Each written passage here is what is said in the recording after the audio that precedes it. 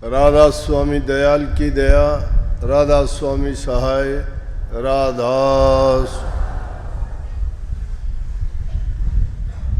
प्यारी साध संगत जियो, जितने भी आप सत्संग लाभ के लिए उपस्थित हुए हो, शांति से बैठ के सत्संग लाभ उठाएं।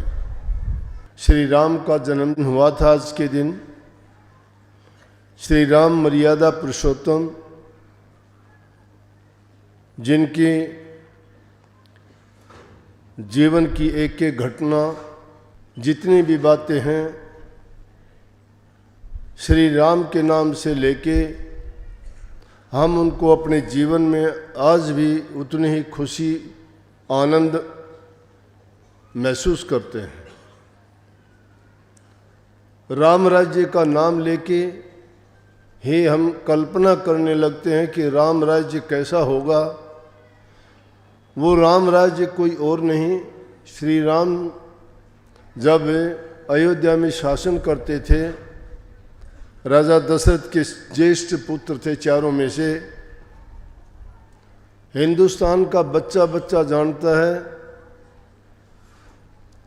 कि जिनका आज के दिन जन्म हुआ था तो कितनी खुशियां मनाई गई थी। राजा दशरथ की 3 रानियां थी। तीनों रानियों को किसी को कोई बच्चा नहीं हुआ था। सूर्य वंश के राजा दशरथ उस समय राज करते थे। उनके कुल गुरु वशिष्ठ मुनि जी थे।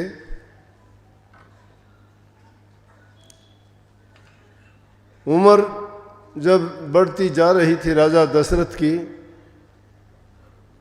तो उन्होंने एक दिन जब ऋषि जी आए,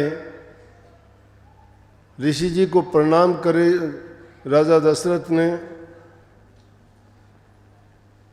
तो वशिष्ठ जी ने ही राजा दशरथ को कहा कि आज के दिन सूर्य उत्तरायण में चला जाएगा। आपको कोई भी आपकी मन की मंशा, कोई इच्छा, कोई चीज़ की ज़रूरत हो, कोई आपकी मनोकामना हो तो आप उसको मांग सकते हो। मालिक आपकी उस मांग को पूरा करेगा। राजा दशरथ के चेहरे पर एक ही चिंता थी। कहने लगे कि कोई किसी चीज़ की राज्य में कमी नहीं है, जनता हर प्रकार से सुखी है, लेकिन एक दुख मुझे सताए जाता है, वो है कि हमारे इस रघुकुल में इतने बड़े बड़े राजा हुए हैं जो बात के धनी, न्याय प्रिय, प्रजा के पालक, हर प्रकार से प्रजा के हितैषी हुए हैं, और उनका राज्य और उनके नाम सूर्य की भांति चमकते हैं। तो ऐसा ना हो जाए कि सूर्य वंश का मैं आखिरी राजा कहलाऊं। तो महर्षि वशिष्ठ जी ने उनको कहा कि आप एक यज्ञ कराओ जिसमें पुत्र प्राप्ति के लिए चाहत रखी जाए। जब उन्होंने कहा तो रानियों ने भी बड़ी उत्सुकता से कहा कि इस काम में देरी नहीं करनी चाहिए और जितना जल्दी हो सके यज्ञ किया जाना चाहिए पुत्र प्राप्ति के लिए।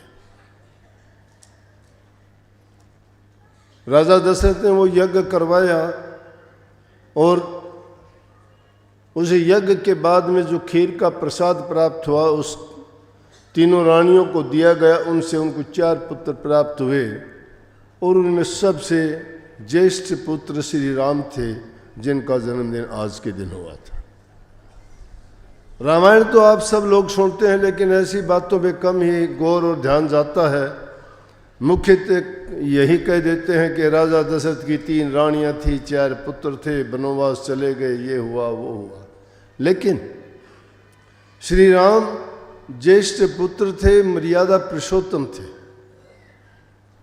चारों राजकुमारों के नाम महर्षि वशिष्ठ जी ने रखे थे, और उन नामों का महत्व था।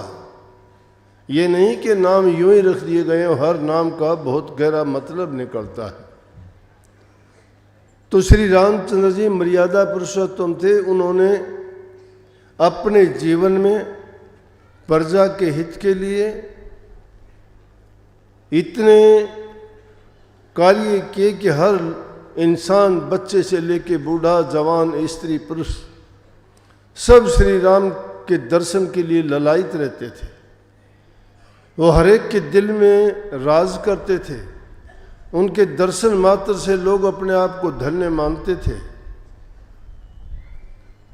तो वो महान दिन है आज का, रामनवमी का।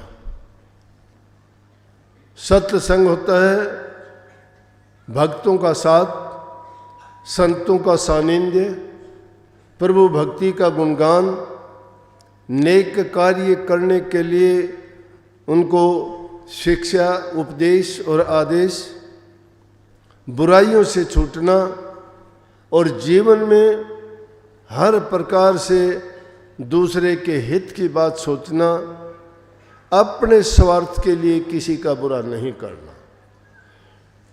सत्संग ये बातें सिखाता है। जो इन बातों को मान लेता है उसका जीवन सफल हो जाता है। ये गुण प्रभु के हैं। जो इन गुणों को अपना लेता है वो प्रभु की भक्ति कर सकता है। ये तुम नाम नाम पुकारते हो न, जगह जगह लोग कहते हैं नाम ले लो, ये ले लो, मैं गुरु हूँ, ये हूँ। अरे गुरुवाई का ढिंडोरा तो पीटते हो, गुरुवाई वाले काम हैं क्या? जो इंसान की दृष्टि से उसको नहीं देखता है, बुराइयों में जो लिप्त है, दूसरों की निंदा करता है, मन में छल कपट बेईमानी रखता है, तो उसके हृदय में प्रभु का नाम कैसे आ सकता है? उसका गुणगान कहाँ से करेगा वो? उसके हृदय में जिन चीज़ों का भंडार भरा हुआ है उसमें तो वही चीज़ें निकलेंगी जब भी उसको समय मिलेगा। इसलिए संतों का सानिध्य जितना ज़्यादा करता चला जाएगा, क्योंकि जिस प्रकार से कोई चीज़ या कोई भी बर्तन, कोई भी आपका वस्त्र मैला हो जाए, कोई भी आपका औजार किसी पर जंग लग जाए, उसको एक बार साफ करने से नहीं होता, बार बार उसको बहुत अच्छी तरह से रगड़ते हैं। और रगड़ने के बाद जब उसका जंग उतर जाती है तो उसकी चमक निकलती है। हमारे अंदर जो रूह वास करती है, ये रूह बहुत ही पाक, पवित्र और साफ थी। क्योंकि सुनते आए हो ना, आत्मा सो परमात्मा, ये आत्मा परमात्मा का ही अंग थी। इसमें भी वही गुण थे। लेकिन ये ज्यों ही जुदा हुई, इस काल और माया देश में आई, इस पे कर्म के पर्दे चढ़ते चले गए। ये जैसे जैसे कर्म करती गई वैसे ही इस पर वो पर्दे चढ़ने के कारण वो मलिनता आगे जो वास्तविकता थी वो इसकी चली गई, छिप गई। तो अब क्या होता है कि एक चीज़ जब अपने वास्तविक घर से बिछड़ जाती है तो कभी सुखी नहीं रह सकती। इसलिए प्रभु के चरणों में वास करने वाली रूह जब इस काल देश में आ गई तो बेचारी तड़पती है कि कैसे जाऊं, कैसे पहुंचूं, मुझे वो सुख कैसे मिले, वो शांति का घर दोबारा से मैं कैसे प्राप्त करूं। इसको भेद नहीं है। क्यों नहीं है? कि उसका कारण था। दुनिया में हम आए नहीं, हमें लाया गया है। किस लिए लाया गया? कि प्रभु के हुक्म से आए हम। उन्होंने हुक्म क्यों दिया हमें ही आने का? और रूहें नहीं थी क्या? बहुत थी उनके पास, भंडार में। लेकिन ये कृपा हम पर ही क्यों हुई कि इस काल और माया देश में फंसा दिया? हमने तो हुक्म की तालीम करनी थी। जब काल पुरुष ने भक्ति की, सत्पुरुष की, वो उससे प्रसन्न हुए तो उन्होंने कहा कि बताओ क्या चाहिए। उन्होंने 3 लोक का राज दे दिया। जब यहाँ आके देखते हैं यहाँ कुछ भी नहीं है, क्या करे 3 लोक के राज में। दोबारा से भक्ति करी, 74 चौकड़ी युग, और दोबारा से भक्ति की तो फिर कहने लगे अब क्या बात है।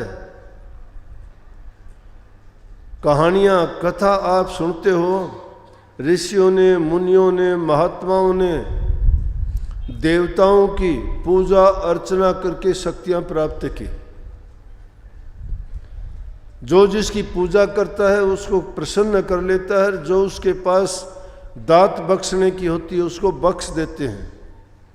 पुत्र भी अपने पिता से अच्छा बर्ताव व्यवहार करता है तो वह अपनी पूंजी अपने पुत्र को दे देता है, वो उसकी पूजा है। जो माँ बाप की सेवा करता है, उनसे अच्छा बर्ताव करता है और उनसे प्यार से मिलता है, मीठी बातें करता है, उनकी संभाल करता है, तो जो उस माँ बाप के पास होता है सभी उन्हीं को तो सौंप देते हैं वो।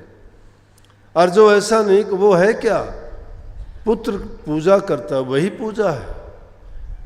वही पूजा तुम देवताओं की करो, ऋषियों मुनियों की करो, संत महात्माओं की करो, तो उनके पास भी जो शक्ति है वो आपको दे देंगे। क्यों जाके चरणों में मत्था झुकाते हैं, क्यों हम मन्नत मांगते हैं। अरे जिंदा मूर्तियों की तो बात छोड़ो, हम तो पत्थर की मूर्तियों से भी मांगते हैं, हम तो पानी और पेड़ों से भी जाके मांगते हैं। जिनकी जबान नहीं है, मूक हैं, वो कुछ कहते भी नहीं हैं। जीवधारी निर्जीव के आगे जाके मत्था रगड़ते हैं और उनसे मन्नत मांगते हैं, और फिर कहते हो हमें मिली भी। कहाँ से मिली? तुम्हारी आस्था से मिली, तुम्हारी मानसिक शक्ति से मिली, तुम्हारी आत्मिक जो जागृति पैदा हुई उससे प्राप्त हुई। वो तुम्हारे मन और ख्यालात की एकाग्रता से हुई। तुमने अपनी मानसिक और आत्मिक शक्ति को जब एकाग्र किया और अपनी शक्ति को उनके चरणों में लगा दिया, चाहे वो पत्थर की मूर्त थी, चाहे वो पेड़ था, चाहे वो पानी था, चाहे वो तीर्थ था, चाहे यज्ञ हवन था, जो भी पूजा अर्चना थी तुमने की, उसके बदले में अपने मन से ही मन्नत मांगी और तुम्हारे मन की शक्ति ने वो प्रदान की। लेकिन जिंदा मूर्त जो तुम्हारे दुख दर्द, तुम्हारी पीड़ा को समझते हैं, तुम्हारी भाषा बोलते हैं, उनसे जाके मांग करोगे तो क्या तुम्हारी नहीं सुनी जाएगी? और तुम्हारे पास भी वही जबान है, उसी जबान से अगर तुम बर्ताव खराब करोगे, तुम्हारे पास तुम्हारा शरीर है, उससे कोई गलत कर्म करोगे तो तुम उस गलत कर्म, गलत वाणी और गलत सोच के कारण तुम्हारा परिणाम अच्छा होगा कि बुरा होगा? परिणाम उस कर्म का बुरा ही होगा, अच्छा नहीं हो सकता। अच्छा करने से अच्छा होगा, बुरा करने से बुरा होगा। कोई तंत्र विद्या करता है, कोई बुद्धि ज्ञान योग करता है, कोई तप योग करता है, कोई हठ योग करता है, कोई यज्ञ हवन पूजा पाठ करता है, तरीके अलग हैं और उनसे वो शक्तियां हासिल होती हैं। आपको भी वो तरीका दिया गया है, आपको भी बताया गया। वो आलोचक लोग तो कुछ भी कह सकते हैं, जिन्होंने कभी कुछ आजमाया नहीं, कभी करने की उनमें सोची भी नहीं, ना उनकी सामर्थ्य है। क्यों नहीं है सामर्थ्य? जिनके विचार गंदे, जिनके कर्म गंदे, जिनकी जबान गंदी, जिनका जीवन ही बुराइयों से भरा पड़ा है, वो कहाँ से क्या करेगा? जिसका मन चंचल है वो तो इस तरह से सोचो कि जिस प्रकार से कोई दलदल के बीच में फंस के आकाश में उड़ने की विचार रखता हो, दलदल से ही नहीं निकलता, उड़ना क्या, चलना भी उसके लिए मुनासिब नहीं है, चल भी नहीं सकता। लेकिन वो बात अलग थी। सत्य पुरुष उससे खुश हुए, रूहें दे दी कि जाओ इनको लेके जाओ। यहाँ आके रूहों को छोड़ दिया और उन्होंने देखा कि ये रूहें यहाँ आके दोबारा से वापस ना चली जाएं। काल ने अलग अलग रचना रच दी जीवों को भरमाने के लिए। अब कबीर साहब ने ये वाणी ऐसे ही नहीं कह दी, क्या ने देख के दीवाना होया रे। वो दीवानगी लगा दी सबको, किसी को पत्नी की, किसी को धन की, किसी को बेटे की, किसी को दुनिया की, किसी को प्यार दुलार की, वो लगा दी। ये नाम लिए गए कि भाण भाणजी बुआ, धन दौलत घर मकान जायदाद, इन चीज़ों को देख के कहाँ खुश होते हो? ये लगाई हुई है, बच नहीं सकते। काल का खेल है, माया की रचना है। काल ने वो रचना रची भरमाने के लिए इन रूहों को चिपटा दिया उनसे। जिस प्रकार से किसी को फंसाना हो तो उनके लिए अलग अलग फंदे बनाए उन्होंने। किसी को काम में फंसाया, किसी को क्रोध में फंसाया, किसी को लालच में, किसी को स्वार्थ में, किसी को अभिमान में। और दुनियादारी के लोग, कोई धनवान होकर बड़ा अपने आप को ताकतवर मानता है, कोई बड़ा परिवार लेके कहता है मेरे इतने लड़के, मेरे इतने भाई, हमारा इतना बड़ा परिवार है। कोई धन दौलत को पाके कहता है मेरे जैसा किसी की हिम्मत नहीं, मेरी तरफ देख ले। कोई ऊंचा पद पाके अभिमान करता है, लोगों को, दूसरों को इंसान ही नहीं समझता है। अरे वही रूह तुम में है, वही राजा में है, वही धनवान में है, वो गरीब में है। लेकिन उन रूहों का अलग अलग जीवन क्यों है? कर्म बेचारे मंदे करते गए, इसलिए वो अधोगति में चले गए। जीव जो अच्छे करते गए वो और ऊंचे उन पे चले गए। लेकिन जब आगे कुछ नहीं करेंगे तो उनके पास क्या है? इसीलिए कबीर साहब दूसरी जगह कहते हैं कि ये संसार फूल संभल का, और सुआ देख लुभाया, मारी चोंच रोई निकसाई, सिर धुन के पछताया। एक संभल का पेड़ होता है, उसमें बड़ा सुंदर फूल खिलता है, देखने में बड़ा सुंदर लगता है। सुआ कहते हैं तोते को। तोता देखता है कि बहुत सुंदर है, इसमें जो फल लगा है बहुत अच्छा ही होगा। वो उसके पास जाता है, उस फूल में जाके चोंच मार के खोजने की कोशिश करता है कि इसमें कैसा रस और आनंद आएगा। लेकिन मिलता क्या है? उसमें कुछ नहीं होता, रुई होती है, देखी होगी। जब वो पकता है, पक जाता है तो उसमें रुई जैसी वो गिल्ली होती है, चोंच मारता है, वो रुई उसकी चोंच से भी चिपट जाती है। और फिर उसको चोंच को भी बेचारा साफ करने में बड़ा टाइम लग जाता है। फिर पछताता है कि अरे मैंने खामखा इतनी मेहनत की, मुझे मिला क्या? तुलना इंसान से की गई है, इंसान भी तो ऐसा ही करता है। इसे दुनियादारी के ये खिले हुए चमन को देखता है कि कितना सुंदर है, ये दुनिया कितनी हसीन है, इसमें कितने सुख शांति खुशियाँ हैं। ये खुशियाँ नहीं, ये इंद्रियों के रोग हैं। इनको भोगने के लिए तुम ललायित होते हो, भागते हो, लेकिन वही इंद्रियां तुम्हारे गिरावट का, दुख का, कष्ट का कारण बनते हैं। उनसे बचने का प्रयास सत्संग है। सत्संग यही तो बात समझाता है, सिखाता है। अकेले बैठ के तो मान लिया तुम कुछ समय के लिए अपने एकांत में ध्यान कर लोगे, लेकिन कितना ध्यान कर लोगे? तुम्हारी ये तो समझ नहीं है कि तुम्हें जिसको बाहरी दुनिया का होश ही नहीं है, ज्ञान नहीं है, वो क्या करेगा? संसार में आके किन चीज़ों को अपना मानते हैं? कौन सी चीज़ हमारी है जो हमारे साथ जाएगी? धोखा। सब धोखे में है, कुछ किसी को नहीं लेके जाना। अगर इंसान नेक कर्म करता है, बंदा अगर बंदगी करे खुदा की तो बंदा है नहीं, एक गंदे से भी गंदा है। जो बंदगी नहीं करता खुदा की, उसका जीवन बेकार है। क्यों जीवन में आया है वो? लेकिन दुष्ट आदमी दुष्टता नहीं छोड़ते हैं, उनको कितना ही समझाओ, उनके भी कर्म खोटे होते हैं, उनके बस की बात नहीं है। खोटे कर्म करते करते थोड़ा बहुत जीवन किसी को अच्छा मिल जाता है तो फिर वो सुधार नहीं पाता, उसको भी संभाल नहीं पाता है।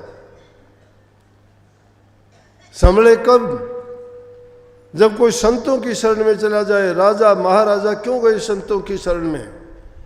क्यों राजा भरथरी जैसे, क्यों राजा गोपीचंद जैसे, क्यों बलख बुखारे के बादशाह जैसे, राजा हरिश्चंद्र जैसे, क्यों राजा दशरथ जैसे मुनियों ऋषियों की शरण में जाके वो अरदास करते थे, हमें सद्बुद्धि दीजिए, हमें किस प्रकार से रहना चाहिए, किस प्रकार से शासन करना चाहिए। राजा लोग ऋषियों से जाके ज्ञान लेते थे, समझ लेते थे, और उसी के अनुसार अपने राज को चलाते थे, शासन करते थे। उसी के अनुसार वो दूसरे लोगों के साथ न्याय और बर्ताव और व्यवहार करते थे, जिससे उनके गीत गाए जाते थे। हम तो अपना सब कुछ जो करते उसको करते कि हम अपना मानते। नानक साहब कहते हैं अपना नहीं है, और जो नहीं है तुम्हारा उसको छोड़ो, उस पर जिसका है उसका। जिसकी वस्तु तिस आगे राखे, प्रभु की आज्ञा माने माथे, उससे चौगुण करे निहाल, नानक साहब सदा दयाल। अरे जिसकी वस्तु है, आपकी नहीं है, हमारी नहीं है, उसकी है। किसकी? प्रभु की, परमात्मा की। उसकी इच्छा के विरुद्ध कोई जा सकता है क्या? लेकिन उसकी इच्छा के विरुद्ध जा सकते हो, आज़ादी है। जो करना चाहो कर सकते हो, वो मना नहीं करेगा। और मूर्ख आदमी करते भी ऐसा ही है। इंसान कब करता है गलतियां? गलतियां जब करता है वो सोचता है कि कोई कुछ नहीं, कहाँ परमात्मा है, कौन देखता है? कोई नहीं देखता। जब कोई ये सोचेगा कि वो देखता है मैं जो भी करता हूं, वो लाख आंखों वाला है, एक आंख से नहीं देखता। हमारे हर कर्म पर उसकी नजर है, हम क्या करते हैं। वो बड़ा न्याय प्रिय है, न्याय करता है। बुरा करने वाले को बुरा देता है, अच्छा करने वाले को अच्छा देता है, भक्ति करने वालों को मुक्ति देता है, दानियों को अच्छा जीवन देता है, स्वर्ग और बैकुंठ देता है उनको। सबके लिए उन्होंने निश्चित और निर्धारित किए हुए हैं, लेकिन करने के लिए आज़ादी दी गई है। इसलिए संतों ने फरमाया, महापुरुषों ने कहा कि जिसकी वस्तु तिसागे रखे। कहने को तो बहुत कुछ कह देते हैं, काफ़ी लोगों से सुना, बचपन में भी सुनते आए थे। किसी बड़े आदमी से कहते कि भाई ये क्या है, आपके बच्चे कितने हैं? बोले जी मेरे कहाँ, प्रभु के हैं। क्या आपके कितना कोई धन दौलत क्या? अरे मेरे पास क्या है, बस गुजारा कर लेते, सब मालिक का है, प्रभु का है। बड़ी अच्छी बात है। कहने में तो बहुत अच्छी बात कही कि मालिक का है, लेकिन अंदर से वो बात नहीं है। अंदर से तो उसी का है। वो देना नहीं चाहता किसी को, जरूरतमंद को, मंगते को, भिखारी को हाथ पर एक टका रखने तक का वो सामर्थ्य नहीं है। चाहे उसके पास कितना कुछ भी है, लेकिन देना नहीं चाहता। और कहने को ऐसी ऐसी बातें कहेगा कि सब कुछ उसका है। इसलिए कही कि इस बात को अगर तुम ऐसे मान लो कि जो कुछ है वो उसी का है, और वो जो करता है वही होता है। होनी तो होके रहे, अनहोनी ना हो, तुलसी मन मैदान में तान बिछोना सो। जो होने वाली है वो होके रहेगी, वो हमारे बस नहीं है कि हम उसको बदल देंगे। हमारी बदलने की क्षमता नहीं है।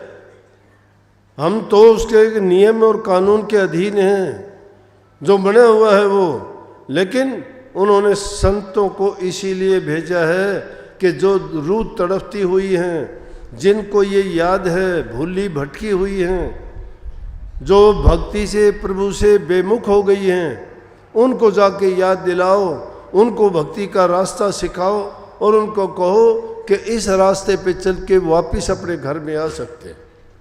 सवाल पैदा होता है कि जब ऐसा किया उसने, तो वह क्यों भेजा दुनिया में? जब पूछा गया तो खुद ही जवाब देते हैं कि ये मौज एक ही बार होनी थी और वो हुई वो, और अब नहीं होगी आगे से। अब नहीं होगी, क्योंकि जिसने हमारी भक्ति की, उस भक्ति के बस होके हमने ऐसा कर दिया। इसलिए हम जिसकी भक्ति करेंगे और उस भक्ति से हम उसके मन को जीत लेंगे, उनके मन को खुश कर देंगे, तो क्या हमें वो अपनी प्यारी से प्यारी चीज़ नहीं बख्श देंगे? इसलिए इंसान को बुराई का रास्ता छोड़ के अच्छाई के रास्ते पे चलना चाहिए। अच्छाई के रास्ते में दुनियादारी में रहते हुए तो आप यहाँ इस लोक में भी मान सम्मान पाओगे, सभी आपसे अच्छा बर्ताव करेंगे, सबके दिलों में आप श्री राम की तरह से राज करोगे। श्री राम का नाम तो बहुत लेते हैं, लेकिन श्री राम के नियमों, कानूनों और उनके गुणों को भी अपनाते हैं क्या? जिनके नाम लेते हैं उनको गुणों को भी अपनाने का अगर हम प्रयास करें तो हमारा जीवन भी उसी प्रकार से हो सकता है। राम तो सबके नाम के लिए राम लगा हुआ, आधे राम तो हैं सारे, किसी का भी नाम लोगे, कितने नाम हैं जिनके नाम के पीछे राम लगे, लेकिन काम उनके राम वाले हैं क्या? काम शैतान वाले हैं। नाम तो राम का लगा दिया पीछे, लेकिन काम शैतानी वाले हैं।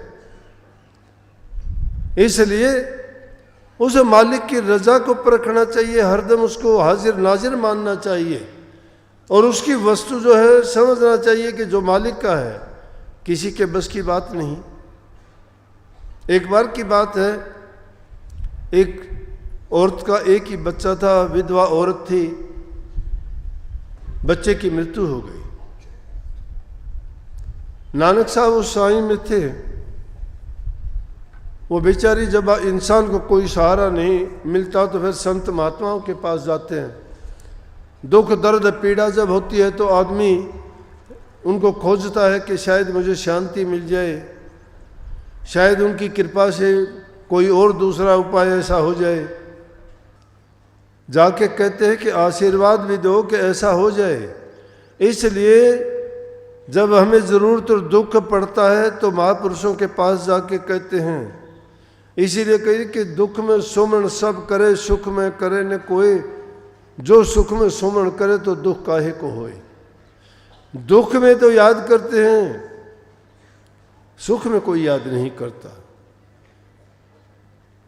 दुख में सब याद कर लेते, सब देवताओं को मना लेते हैं कि बताओ कौन से देवता के मनाने से हमें ये हमारी पीड़ा दर्द ये परेशानी दूर होगी। और जब सुख होता है तो सब कुछ खुद ही बन जाते हैं। सुख में सुमन ना किया, दुख में किया याद, कहें कबीरता दास की कौन सुने फरियाद। प्रभु को भी हम अपनी तरह से अज्ञानी मान लेते हैं कि दुख में तो उसको कभी, सुख में तो कभी भूल के भी याद नहीं किया, दुख में जाके दरवाज़ा खटखटाए, हे प्रभु ऐसा क्यों किया मेरे साथ, मेरी संभाल करो, दया करो, कृपा करो। जब ये नहीं सोचते कि उस वक्त में प्रभु की इच्छा को सोचना चाहिए कि क्या पता वक्त से दिन और रात, वक्त से कल और आज, वक्त की हर शय गुलाम, वक्त का हर शय पे राज। आदमी को चाहिए वक्त से डर कर रहे, क्या जाने किस घड़ी वक्त का बदले मिजाज। वक्त लाया था बहार, वक्त लाया है फिजा, वक्त बदलते देर नहीं लगती। क्या पता वक्त का पहिया घूमता है, कब दुख आ जाए कब सुख आ जाए। लेकिन ये सब का सब उसके अधीन है, हम नहीं जानते। इसलिए महापुरुषों ने कहा सब कुछ उसके आगे रख दो कि तेरी रजा मालिक। कहने को तो बहुत कह देते हैं कि मौज है, उसकी रजा है, उसका हुक्म है, उसकी आज्ञा है, तो उसकी रजा में राजी रहना तो अच्छी बात है ना। अगर उनकी रजा में राजी रहोगे कर भी क्या सकते हो। इंसान कठपुतली है उनके हाथ में। लेकिन अगर समझ के साथ कोई काम करता है तो उसको तकलीफ और पीड़ा नहीं होती, समझ जाता है वो कि ऐसा होना ही था। या सोचता है कि ये मेरा किसी न किसी जन्म के कर्म का फल है, मुझे भोगना ही था। और रही कर्म की तहरीर तो ऐसी है, कोई बच नहीं पाया, श्री राम भी नहीं बच पाए। जिसको हम होनी कह देते हैं, होनी प्रारब्ध कर्म है, पूर्व जन्म का किया हुआ कर्म अगले जन्म में आ जाता है, भोगना पड़ता है, बच नहीं सकता कोई भी। कर्म योग की अगर बात करते हैं तो कर्म योगी कर्म करता है, कर्म का फल उसको मिलता है। कई लोग नहीं मानते कर्म योग को, कहते हैं कि ना ऐसे ही चलता है। ये ऐसे नहीं चलता। कर्म जो करता है प्रकृति का नियम है। अगर तुम थोड़ी सी भी हरकत यहाँ होती है तो पूरे ब्रह्मांड में हलचल होती है उसकी, सब प्रभावित होते हैं उससे, कुछ नहीं बचता, एक छोर से दूसरे छोर तक पहुंच जाती है। तो कहा है कि प्रभु की आज्ञा मानना माथे, वो कभी किसी की कमी नहीं करता। तुम अगर एक चीज करते हो हजारों चीज उसके बदले में देता है, ये नियम है उसका। कहते उससे चौगुण करे निहाल, नानक साहब सदा दयाल। वो दयालु हैं, कृपालु हैं, वो हितकारी हैं, वो सबको सुखदायक हैं। किसी को दुख देने के लिए नहीं, किसी को पीड़ा देने के लिए नहीं, उनकी पीड़ा दुख इनको दूर करने के लिए है। लेकिन अगर हम सच्चे मन से उनको याद करें, उनको हाजिर नाजिर रखें, और वो हाजिर नाजिर रखने का तरीका क्या है कि दुनियादारी के काम जब तक करते हैं तो हम अपनी ईमानदारी सच्चाई से करें। वो काम ठीक करते रहें तो हमारी दुनियादारी सुखी रहेगी, घर गृहस्थी सुखी रहेगी, हमें मानसिक शांति रहेगी। प्रथम चीज है कि इंसान का व्यक्तिगत जीवन सुखी होना चाहिए। जिस इंसान का जीवन ही दुखी है उसके लिए सारी चीजें मिथ्या है। दूसरी चीज है घर में सुख शांति होनी चाहिए। तीसरी चीज कि वो अपना काम करके कमा के खाने वाले होने चाहिए, उनकी आवश्यकताएं पूरी होनी चाहिए, जीवन के लिए जरूरी है। और ये सारे काम करने के बाद में, पहले नहीं कहता मैं कि उस प्रभु के नाम के लिए उनको जरूर समय निकालना चाहिए। जिनके मन में शांति है, घर में सुख शांति है, समृद्धि खुशहाली है, तो उस घर में तो मैं कहता हूं देवताओं का वास होता है।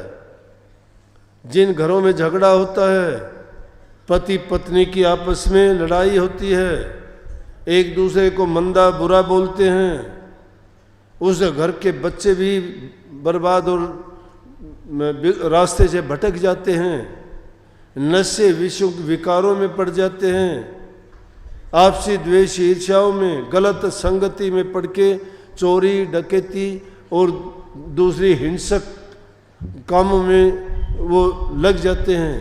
क्योंकि जिसके घर में कोई संभालने वाला नहीं, उनको अच्छी शिक्षा कोई देने वाला नहीं, पति पत्नी उनके माँ बाप के आपसी कोई आपस का प्यार नहीं, वो बच्चों को क्या शिक्षा देंगे, क्या संस्कार देंगे, कैसे उनकी संतान उनसे सीख के और अपने जीवन में क्या करेगी। जो उसको मिला है अपने परिवार से वैसा ही तो करेगी। इसलिए हमारा परम करते हुए पहला काम तो ये बनता है, जो इन कामों को ही नहीं निभाता तो प्रभु की भक्ति तुम चाहे कितनी रात दिन बैठे रहो, देता रहे 1000 वर्ष मुल्ला चाहे अजान, रविदास प्यारा नाम इसकर जब लग मन शैतान। मन जब शैतान है तुम्हारा, विचार तुम्हारे अच्छे नहीं, शैतानी भरी पड़ी है। एक मुल्ला मस्जिद में जाके तो बांग तो बड़ी ऊंची ऊंची देता है, अजान पढ़ता है, वो उस अजान के पढ़ने से क्या है जब उसकी मन की शैतानी खत्म नहीं हुई। मन तो खुद ही शैतान क्यों कहा गया कि नई नई बातें उठा लेता है, लेकिन कैसी उठाएगा? जिसमें जो बीज डालोगे वही तो उठाएगा। उस मन को तुमने दिया क्या है? इसलिए अच्छी संगति और संतों की संगत सोबत तो डाकुओं को भी, ठगों को भी, लुटेरों को भी, उनको भी महात्मा बढ़ा देती है। जिलानी साहब की कहानी नहीं सुनी? एक महात्मा थे जिलानी साहब, उनके पास किसी दूसरे एक शहर से लोग आके कहते जी हमारे मठ के लिए या हमारे मंदिर के लिए हमें भी कोई पीर दीजिए। कई बार आए वो कोई पीर देना, और देवयोग से उस दिन भी कुछ आए हुए थे, और उनके पास एक घोड़ा था बहुत अच्छा। तो रात को चोर आ गया, उसके घोड़े को चुराने के लिए, सर्दी का मौसम था। अब घोड़े को चुराने के लिए आया तो घोड़े के पैर बांध रखे थे। तो क्या किया कि चोर अगले पैर खोलता है तो पिछले पैर बंध जाते हैं, पिछले खोलता है तो अगले पैर बंध जाते हैं। अब सर्दी का मौसम, ठिठुर की उंगलियां खुलना भी रह गया। उसने सोचा कि थोड़ी देर हाथ गर्म करके फिर दोबारा खोल लूँगा। उसने दोनों हाथ अपने दोनों बगल में दे के, और घोड़े को घास डालने वाली गांव में तो खोर कहते हैं, सर्दी थी ना, उसमें मुंह डाल लेट गया, उसको नींद आ गई। सर्दी थी, थोड़े हाथ गर्म हुए, मुंह डाल लेटा, उसको पूरी रात उसमें घोड़े के साथ खोलने बांधने में लगे रहा। नींद आ गई, सुबह का टाइम हुआ, महात्मा घोड़े को चारा डालने के लिए आया, देखा तो बोला भाई तू कौन है? अब वो भी बेचारा सच्चा था, खड़ा होया, बोला जी चोर हूँ। बोला चोर है। क्या करने आया था? बोला घोड़ा खोलने के लिए आया था जी, घोड़ा खुला ही नहीं। क्या हुआ? कोई नहीं। उसको बोला आजा बैठ जा। वो आए हुए थे, उनसे कहने लगे अच्छा भाई, रात को एक आदमी आया था, उसको नवा धुआ के नए कपड़े पहना के लाओ, और ये उस गांव वाले आए हैं उनको दे दो, ये पीर है वहां का। 2 मिनट नहीं लगी। बोले कि ये क्या चोर भी सोचता है मैं चोर, मैं किस चीज का पीर? अरे जब सतगुरु के मालिक की जब कृपा होती है तो वो तो राई से पर्वत कर देंगे, वो भिखारी को राजगद्दी दे देंगे, वो अरंड का चंदन बना देंगे। काग को हंस से यूं ही तो बनाते हैं। क्यों गीत गाते हो गुरु मेहर करे तो कागों से हंस बना दे? एक बार लाइन बोलूंगा, सारे बोलोगे बड़े जोर से, लेकिन एक आधा हंस बना दिखाई तो कौन दिया मेरे को? मेरे बोलने से पहले ही बोलना शुरू कर देंगे, काँव काँव काँव। आवाज वही है, नाम तो कोयल का लेते हो। मन में सुधार नहीं करते, अपनाते नहीं गुणों को, एक दूसरे की और उनकी बुराइयों को देख के बुरा बनने का प्रयास करते हो। क्या मिलेगा? अरे बुरा जो करता है उसको छोड़ दीजिए ना। पेड़ के पत्ते पीले होने के बाद अपने आप नहीं गिर जाते हैं, पकड़ने के बाद उसको कोई तोड़ता है क्या? पकड़ दो उसको, गिर जाएंगे अपने आप। उन चीजों की ओर क्यों ख्याल करते हो? तुम अपने विचार गंदे क्यों करते हो? 2 ही मित्र होते हैं आदमी के सच्चे मित्र, एक दर्पण और दूसरा परछाई। कभी साथ नहीं छोड़ते। दर्पण तो सच्चा है, जैसे हो वैसा चेहरा दिखा होगा तुम्हारा, चाहे बांगा टेढ़ा मुंह करके कितनी बार देख लियो, वो सा का वैसा मिलेगा। शीशे ना फोड़ा करो, घंटों तक बैठ के कभी यूं कभी यूं कभी यूं देखोगे, जैसे हो वैसा ही दिखाएगा वो। और एक परछाई कभी साथ नहीं छोड़ेगी, जहां जाओगे साथ जाएगी। तो तुम्हारे गुण भी ऐसे ही हैं। जो सीखो बाप घर, करो आप घर। अच्छे गुणों को जो अपनाता है जिंदगी में वही करके दिखाएगा। अपने माँ बाप से जो संस्कार मिले वही जीवन में तुम करोगे। भक्ति नाम की तो महिमा गाऊंगा तो 2 मिनट की बात से भाई बता दूंगा कि ये रूहानी दर्जे है। ये 500 गणेश बहुत लोग सीख रहे हैं, बड़े गीत गाओ, बड़ा शब्द का नाम लेंगे, बड़ी धुन समझाएंगे, बड़े उनके रूहानी दर्जे बताओगे सबके सब। कोई अनंतनाथ का नाम लेगा। अरे करना क्या है? करके देखा, आजमा के देखा कभी? खोजी सच्चे बन के चलोगे ना, सब कुछ है। सकल पदार्थ है जगमा ही, कर्म ही नर पावत नहीं। कर्म से हीन हो, कर्म करते नहीं हो। कर्महीन वो होता है जो कर्म नहीं करता। जो कर्म करता है उसका फल मिलेगा उसको। कर्म करो, अच्छा करो, नेक कर्म करोगे उसका आपको अच्छा मीठा परिणाम मिलेगा।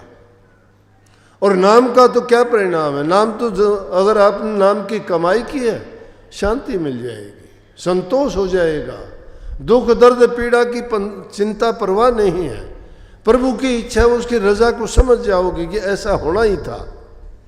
अगर वो होने वाली चीज का इलाज होता तो हमारे से पहले तो बड़े बुद्धिमान थे, बड़े चतुर थे, बड़े ज्ञानवान थे, वो इलाज कर लेंगे। होनी कहते प्रारब्ध नू इसनू नहीं मिटांदे क्यों? दारू होंदा होनी दा तो रामचंद्र बन जांदे क्यों? सीता सतवंती नू फड़ के चोरी रख पकड़ ले जांदे क्यों? कोई इलाज होंदा कर लेंदे, इतने दुखड़े सहांदे क्यों? बड़ा सियाणा राज युधिष्ठिर जुआ दुष्ट खिलांदे क्यों? राजा नल रानी दमयंती बन बन धक्के खांदे क्यों? पानी भरन गया था श्रवण दशरथ तीर चलांदे क्यों? ये घटनाएं क्यों हुई? क्यों हुई ये? इनका इलाज नहीं था, होनी थी ये। होनी किसने की थी? उनका कर्म था ये, उनके पिछले जन्म के प्रारब्ध कर्म थे, उनका परिणाम था ये।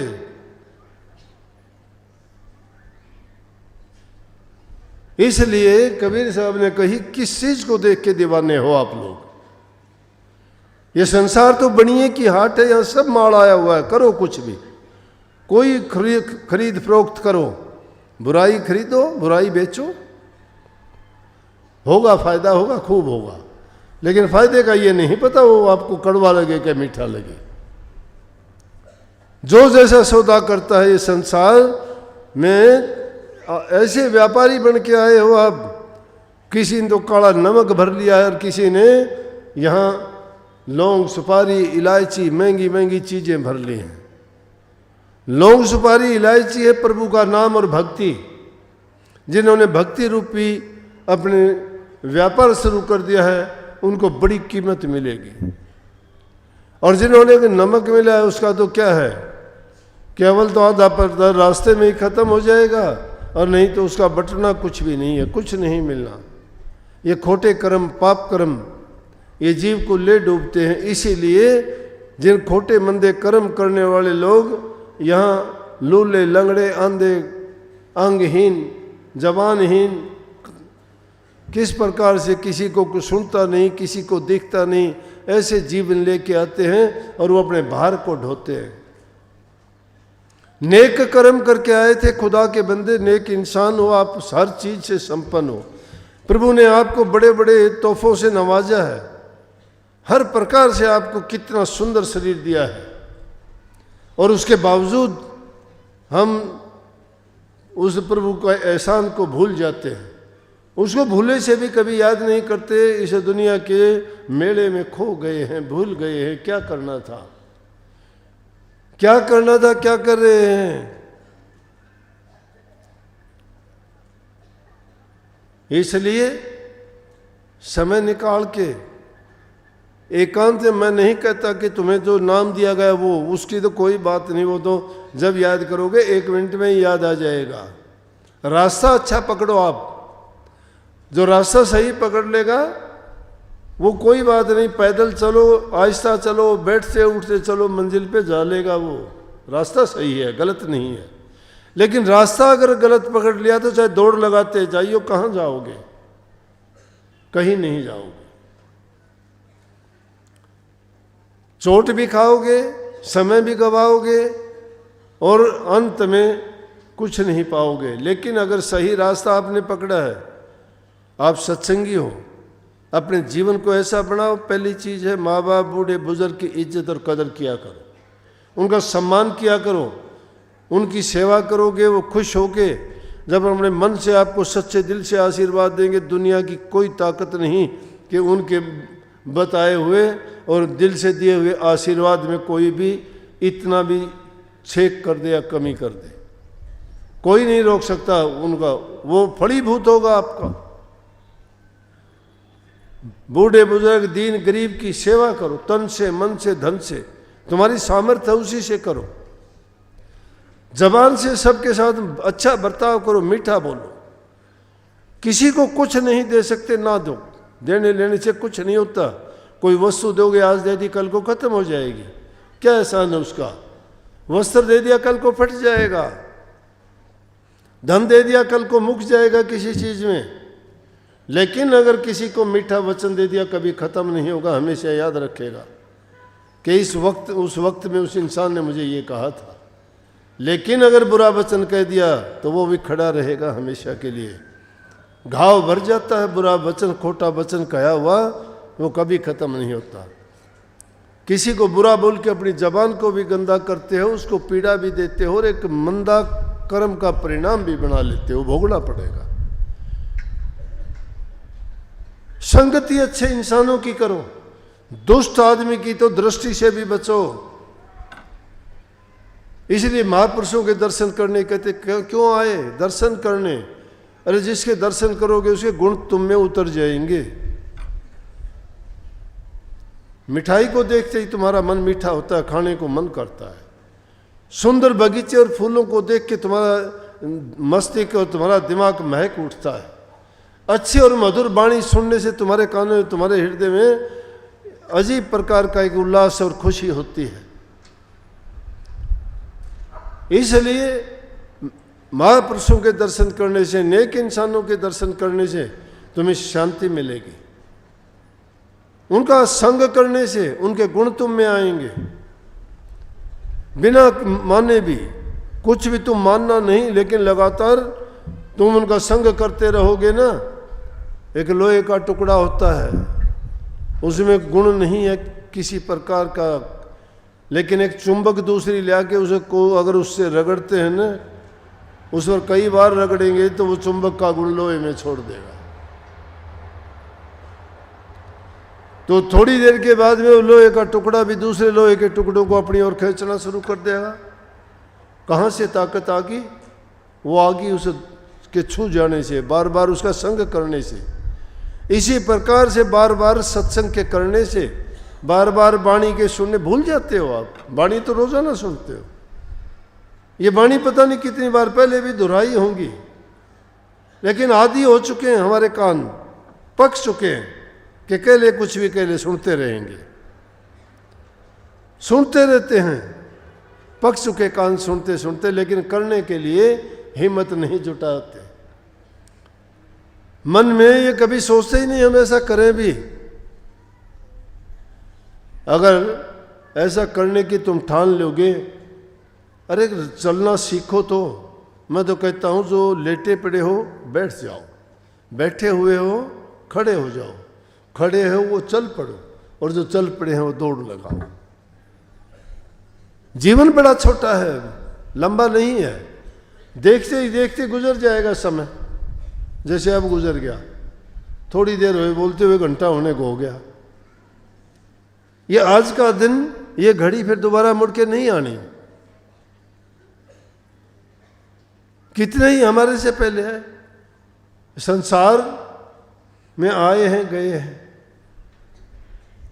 इसलिए संतों ने कही कि राम नाम पूंजी पल्ले बांध के जो ले जाओगे वो तुम्हारी अनजान यात्रा है। उस यात्रा के लिए कुछ सामान साथ नहीं लेके चलते। 2 दिन के लिए कहीं बाहर जाना होता है, जेब में पैसे लेते हो, खाने पीने का इंतजाम करते हो, लत्ते कपड़े साथ लेते हो। पता है 2 दिन की, 4 दिन की, 10 दिन की यात्रा है। इस जीवन के बाद कौन सी यात्रा होगी पता है किसी जीव को? उसके लिए कोई सामान की तैयारी नहीं करते।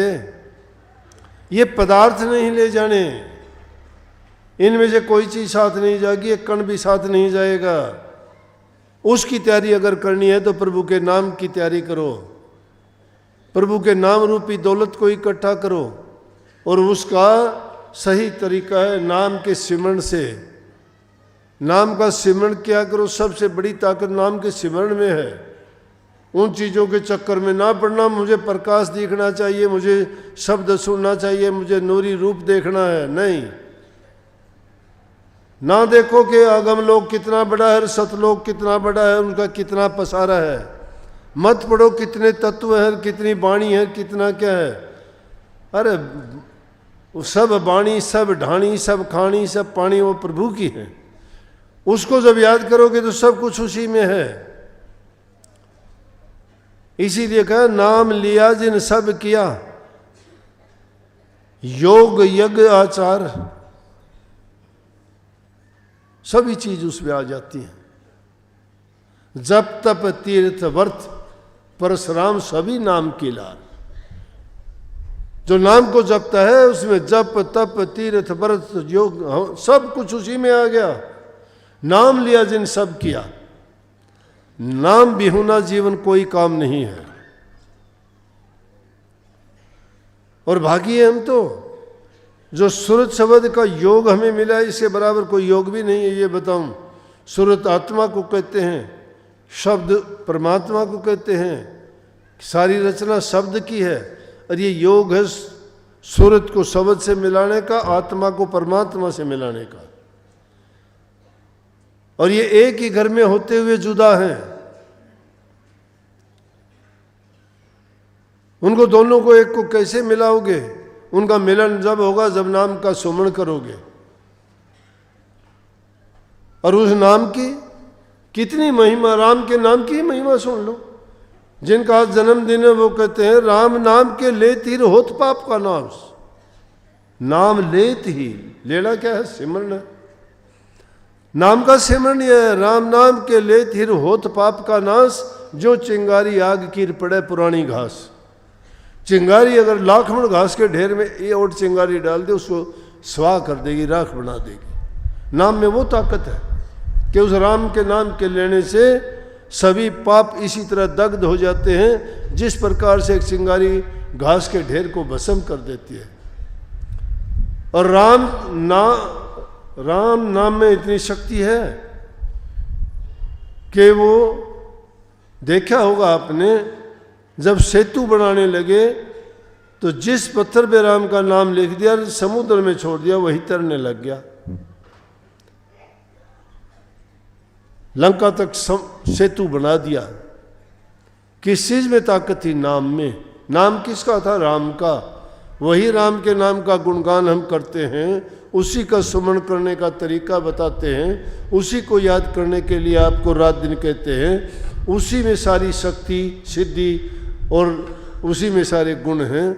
उसी से हमारा जीवन समरता है, उसी से हमारा जन्म मरण का फांस कटती है। ये 84 का चक्कर अगर छुटाना चाहते हो तो उस नाम का सुमरण सबसे पहले किया करो। उन नाम के सुमरण करने से पहले हमारा वाणी भी शुद्ध होगी, हृदय भी पवित्र होगा, हमारे कर्म भी सुधरेंगे, क्योंकि वो नाम में ये गुण हैं। उस नाम के लेने से वो पवित्रता आती जाएगी। उस नाम में सारी की सारी शक्ति सीमित है, इकट्ठी की गई है। इसलिए भाई जितने भी काम दुनियादारी के करते हो करो, वो भी सच्चाई के साथ करो, वो भी सच्ची भक्ति है। बताऊं आपको, जिन्होंने जो काम किए, जितने भी संत महात्मा जिस समाज में पैदा हुए, उन्होंने अपना काम नहीं छोड़ा, वही काम किया। धन्ना भगत किसान थे, खेती का काम किया। कबीर साहब जुला जाती थे, कपड़ा बुना, और वो प्रभु संभाल करता है।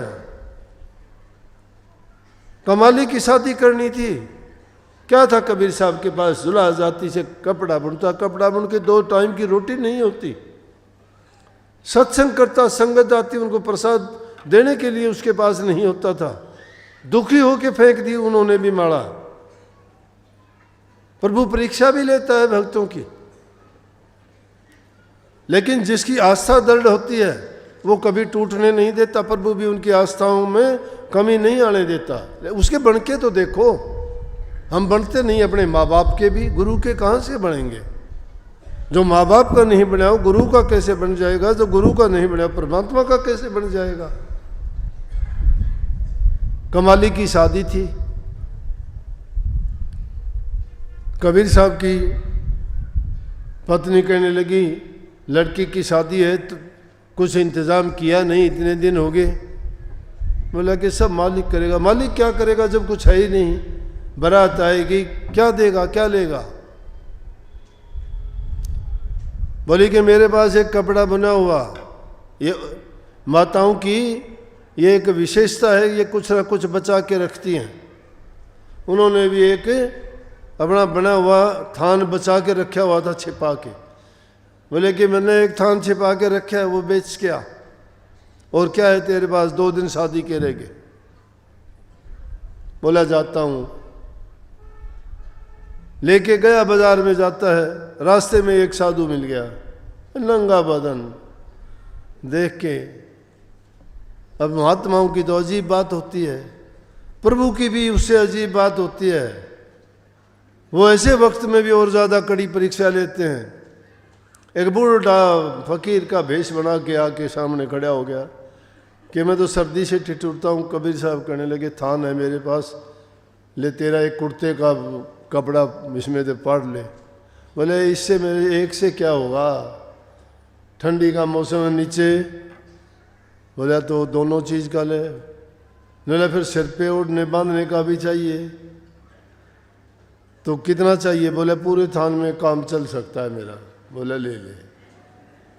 शादी के लिए दे के भेजा था, दे दिया किसको? नानक साहब की तरह से सच्चा सौदा कर दिया।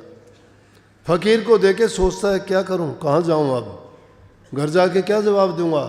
शादी के 2 दिन रह गए। बोला देखी जाएगी जो होगी। घर गया ही नहीं, घर नहीं गया, लेकिन असली घर में जाके उसने कुंडी खड़का दी, गंगा जी के किनारे जाके और अपने समाधि में लीन हो गया। समाधि में बैठ गया। मालिक ने ऐसी कृपा की, पीछे से बड़े सारे लत्ता कपड़ा सामान खाना पीना सब लेके गाड़ी भर के आगे। सामान देख के पूछने लगी कि ये सामान, बोला कि कबीर साहब बोले मुझे तो अभी काम है और सामान घर पहुंचा दो। सामान के बाद में खुद कबीर साहब प्रकट हो गए। जितने बाराती आए सबको पैसे भी बांटते हैं, भोजन भी सबको कराते हैं, खुद पत्तल उठाते हैं, खुद उनको भोजन। सारे देख के हैरान। जब वो पूरा काम हो लिया तो लोग कहते हैं ज़्यादा, बोले भाई धन्य कबीर, शादी करे तो ऐसी करे, इसके पास था कुछ भी नहीं, 2 दिन पहले इसने क्या कर दिया। या घर वाले खुश, घर वालों को तो वो कबीर घूमता हुआ दिखाई दे। बोले चलो शादी के बाद पूछेंगे इसने क्या किया। हम इसके बाद स्थान में तो ऐसा हो नहीं सकता, किसी को ये कर्जा लेके आया है, कर्जा कैसे उतारेगा, लेकिन बाद में पूछेंगे इससे। जब देखा सारा काम करने के बाद सारे इधर उधर हुए तो कबीर साहब के बारे में तो पता, कबीर साहब तो है ही नहीं वहाँ कहीं भी। ढूंढा, जाके देखे तो गंगा जी के किनारे बैठे, वहाँ से पकड़ के लेके आए। बोला क्या बात है। बोला कि शादी बहुत अच्छी हुई, तू यहाँ आके बैठ गया शादी करके, और भी तो हिसाब किताब करने थे किसी के। बोला शादी, मैं तो शादी में था ही नहीं। या शादी किसकी। बोला कमाली की शादी थी। बोला मैं तो था ही नहीं वहाँ। बोला क्यों, देश ने देखा है, क्यों किस बात के लिए झूठ बोलता है। कबीर साहब समझ गए कि जिसका आसरा ले रखा है वो सच्चा मालिक सबकी सुनता है, लेकिन जिस इंसान का खुद का ही विचार डामाडोल हो उसको कौन संभालेगा। उसको तो इंसान भी इतबार नहीं करेगा। तो प्रभु उनके काज संभालने के लिए खुद आता है। उनकी लड़की की शादी कर दी, सारा सब कुछ कर दिया। कबीर साहब कहने लगे कि ये उस दाता की कृपा है, मालिक की कृपा है, मैं नहीं था। और मेरा रूप धर के देखो, हम भक्त लोग उस मालिक को किस किस रूप में कैसा कैसा कष्ट देते हैं। वो एक रूप नहीं है, इसीलिए तो वो शब्द गाया करो न, धन धन तेरा के याद किया वहाँ पाया गुरु जी थारा, योग योग योग सवाया। कि जहाँ याद करते हो वहीं आता है। लेकिन याद नहीं से कि यूँ तो कदे भूले थे भी याद को नहीं करो। और एक दिन जब आफत आके टूट के पड़े, हे मालिक, हे दाता, हे कृपा, हे तेने देख कबीर का यो करा, नानक का यो करा, कमाली का ये किया, मेरा भी करा, कि फिर कैसे करेगा वो।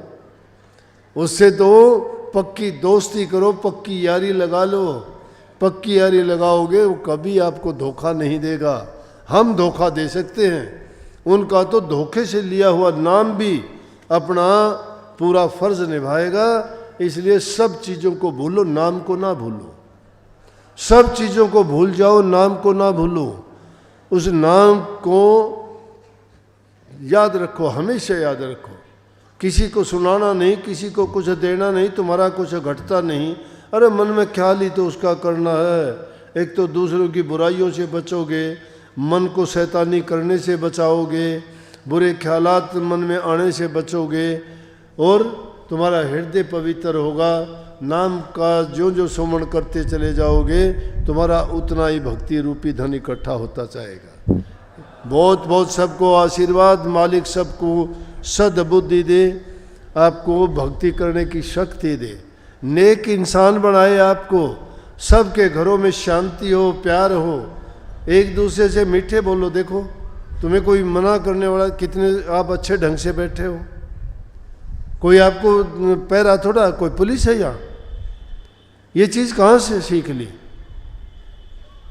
ये प्रभु के नाम का ही गुण है। ये भी वो इसी प्रकार शांति कर देता है। देखो इतने लोगों में एक आदमी बोलने लग रहा है, बाकी शांत है सब। प्रभु का गुण है कि नहीं? अरे उनका ये नाम लेने से ही, जबान का नाम लेने से इतना ये प्रभाव दिखाई देने लग रहा। अगर तुम वास्तव में उसके नाम की भक्ति करोगे तो तुम्हें कितना सुख मिलेगा वो आप सोचो। इसलिए हर पल मालिक के नाम को याद रखा करो, वो तुम्हारा कवच बन के हर हालत में आपका साथ देगा, संभालेगा। मालिक आपको सबको सुख शांति समृद्धि खुशहाली दे। बहुत बहुत आशीर्वाद।